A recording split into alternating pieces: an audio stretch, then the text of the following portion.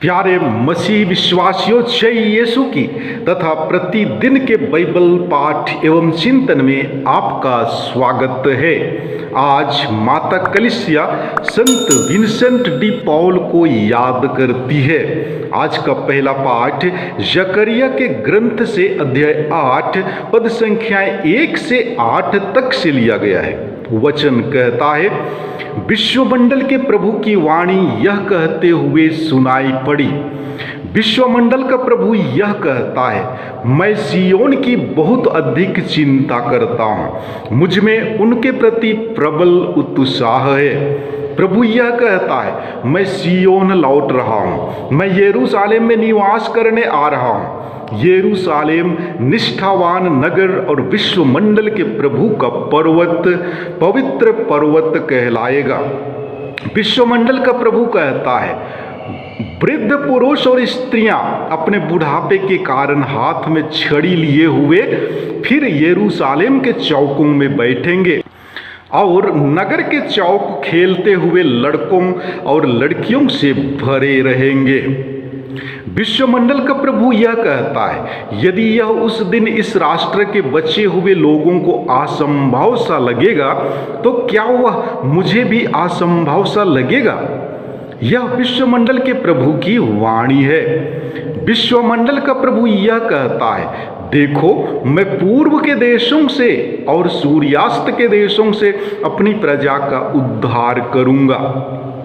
मैं उन्हें वापस ले आऊंगा और वे यरूशलेम में निवास करेंगे। वे निष्ठा और न्याय से मेरी प्रजा होंगे और मैं उनका ईश्वर होऊंगा। प्रभु की वाणी। ईश्वर को धन्यवाद। और आज का सुसमाचार पाठ संत लूकस के अनुसार पवित्र सुसमाचार अध्याय 9 पद संख्या 46 से 50 तक से लिया गया है। वचन कहता है, शिष्यों में यह विवाद छिड़ गया कि हम में से सबसे बड़ा कौन है। ईसा ने उनके विचार जानकर एक बालक को बुलाया और उसे अपने पास खड़ा कर उनसे कहा, जो मेरे नाम पर इस बालक का स्वागत करता है वह मेरा स्वागत करता है, और जो मेरा स्वागत करता है वह उसका स्वागत करता है जिसने मुझे भेजा है।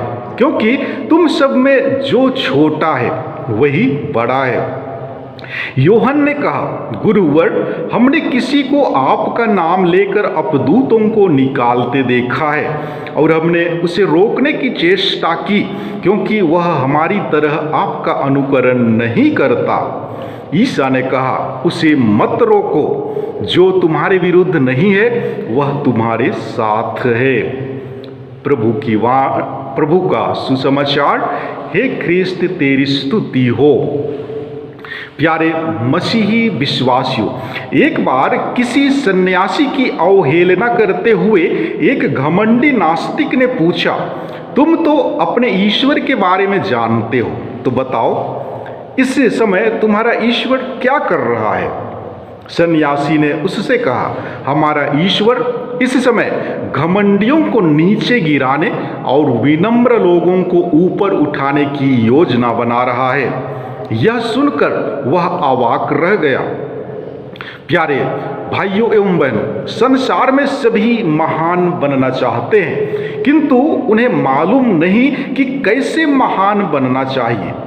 धन, संपत्ति, उच्च पद, शान शौकत की जिंदगी अवश्य ही मनुष्य को थोड़े समय के लिए महान बना देती है, किंतु ईश्वर की दृष्टि में शायद नहीं, बल्कि नम्रता सत्य है। अहंकार मिथ्या है तथा नम्रता प्रकाश है। तो अहंकार अंधकार अहंकार हमें पतन की ओर ले जाता है, किंतु नम्रता से हम सबके सामने चमकने लगते हैं और महान बन जाते हैं। संत पौलुस के शब्दों में, यदि कोई यह समझता है कि वह कुछ है जबकि वह कुछ नहीं है, तो वह अपने आप को धोखा देता है। जितना हम नीचे गिरे हुए हैं उतने ही हमारे विचार संकुचित होते हैं, किंतु जितना हम ऊपर उठते हैं उतना ही विस्तृत क्षितिज के समान हमारा दृष्टिकोण भी फैला दिखाई पड़ता है।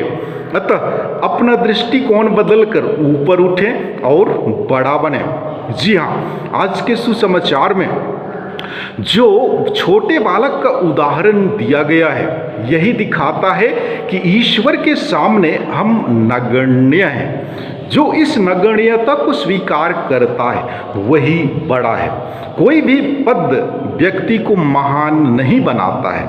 महान तो वही है जो एक छोटे बालक के समान सरल, विनम्र और कृतज्ञ है, जो अपनी कमजोरियों को स्वीकार करता है, जो दूसरों का आदर करता है, जो प्रसन्न रहता है और अपनी खुशी को बांटता है। प्यारे भाइयों एवं बहनों, आज माता कलीसिया संत विंसेंट डी पॉल को याद करती है। कहा जाता है कि धार्मिक सुधार आंदोलन के पश्चात मनोभाव के नवीनीकरण में कुछ व्यक्तियों को पुरुषों और स्त्रियों में समानता लाने हेतु प्रोत्साहित किया गया। उनमें सर्वप्रथम फ्रांसीसी पुरोहित विंसेंट डी पॉल आते हैं, जिनके निस्वार्थ समर्पण में उन्हें अपने समय के प्रसिद्ध व्यक्तित्व के रूप में प्रकाशित किया गया है। उनका पुरोहिताभिषेक 19 साल की उम्र में हुआ और 5 वर्ष बाद उन्हें तुर्की के समुद्र डाकुओं के द्वारा अपहरण कर लिया गया था, परंतु 2 वर्ष की दासता के बाद अपने मालिक के साथ पलायन किया, जिसका उसने धर्म परिवर्तन किया था। सन 1619 ईस्वी में सम्राट लुईस 13वें ने उसे दानाध्यक्ष अधिकारी बनाया। इसी कारण उन्होंने कैदियों तथा राजघरानों के दासों का सुधार, अस्पतालों का निर्माण तथा अपने शारीरिक एवं आध्यात्मिक सेवा द्वारा उनका दिल जीतकर उनका मन परिवर्तन किया। उन्होंने लोगों के आध्यात्मिक विकास के साथ साथ पेरिस के गरीब लोगों में अपना व्यवहारिक धर्मदान भी दिया। अनेक कुलीन स्त्रियों को सामाजिक जागृति के प्रति प्रोत्साहित कर उन्होंने धर्मदान की पुत्रियों के नाम से उनको संगठित किया तथा शहर के अस्पताल में उनको अत्यधिक सहायता प्रदान किया। इस अस्पताल के अलावा उन्होंने हजारों निस्सहायों एवं अभावग्रस्त लोगों के लिए जो उस अस्पताल में रहते थे अनेक कार्य उपलब्ध कराए, जैसे वृद्धालय, मानसिक विकास के अवरुद्ध तथा कैदियों की देखभाल के लिए संस्था खोली। इन सभी लोगों की वास्तविक देखभाल धर्मदान की पुत्रियों द्वारा की जाती थी, जिन्हें संत विंसेंट ने संत लुईस दे मोरिलेक का सहयोग द्वारा संगठित किया था। सैकड़ों नवयुवक युवतियों को पेरिस के धर्म संघ में पनाह दी गई थी। आवारा सिपाहियों से बचाव हेतु ब्रेड कारखाना तथा सोए 12 रसोई घरों का निर्माण किया। इसके लिए संत विंसेंट डी पॉल स्वयं आदेश देते थे कि किस प्रकार का पौष्टिक सामग्री का प्रयोग किया जाए। जरूरतमंदों को आवश्यकतानुसार खाने की वस्तुओं तथा पैसे भी दिए जाते थे। संत विंसेंट कहते थे, जो इन गरीब लोगों से प्रेम रखता है उसे शांति की मौत प्राप्त होगी। इस प्रकार प्रार्थना, मनन, ध्यान तथा तपस्या ने संत विंसेंट के धर्मदान में अहम भूमिका निभाई। ईश्वर पर उनका अटूट विश्वास तथा पूर्ण रूप से अपने स्वयं को भुलाना आदि गुण सराहनीय थे। उनकी दीनता ने सब प्रकार के लोग प्रसिद्धि से उनको दूर रखा और 27 सितंबर 1660 ईस्वी में उनका देहावसान हुआ तथा संत पिता क्लेमेंट 12वें द्वारा सन 1737 में उनको संत घोषित किया गया। आज सभी संगठित कार्यों के संस्थापक के रूप में संत विंसेंट डी पॉल को सामाजिक धर्म दान के कार्यों में समर्पित संस्थाओं के संरक्षक संत के रूप में याद किया जाता है।